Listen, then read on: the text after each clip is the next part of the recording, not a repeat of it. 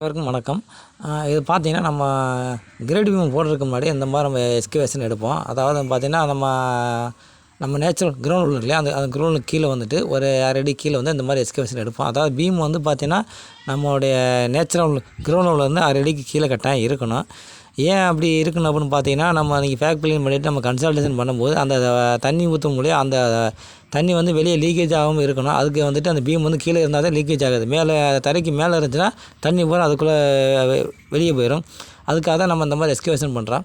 இந்த மாதிரி எஸ்கவேஷன் பண்ணிவிட்டு நம்ம இதில் வந்துட்டு நம்ம எம்சாண்ட் இருக்குல்ல, எம்சாண்டை போட்டு அதுக்கு மேலே தான் நம்ம கல் ஒழுங்குவோம். இந்த கல் ஒழுங்குறது ஒரு மெத்தட் இருக்குது. அடுத்து பார்த்தா நம்ம 1.5 ஜல்லி போட்டு அந்த மாதிரி பண்ணுவாங்க. 1.5 ஜல்லி போட்டு நீங்கள் அது மேலே கம்பி கட்டி பலகை அடிச்சிங்கன்னா அது வந்து நமக்கு வேலை அதிகம். நமக்கு வந்துட்டு லைன் வந்துட்டு கொண்டு வர்றதுக்கு ரொம்ப அது சிரமம். அதே நீங்கள் செங்கல்னால் நமக்கு ரொம்ப ஈஸியாக இருக்கும். பாருங்கள், இப்போ செங்கல் இருக்குது இல்லையா, அந்த செங்கல் வந்து 2 பக்கம் வந்துட்டு பலகை வைக்கும்போது அது நல்லா வந்துட்டு சைடில் இப்படி அணைச்சிட்டு மண்ணை தள்ளிட்டோம்னா சப்போர்ட் நல்லா இருந்துக்கும். நமக்கு வந்து லைன் பக்காவாக வரும். நம்ம அந்த வீட்டுடைய அளவை துல்லியமாக நம்ம கொண்டு வரலாம். அதுக்காக வந்துட்டு காஸ்ட் வைஸு பார்த்தீங்கன்னா செங்கல் கொஞ்சம் அதிகம் தான், 1.5 போகிறத விட.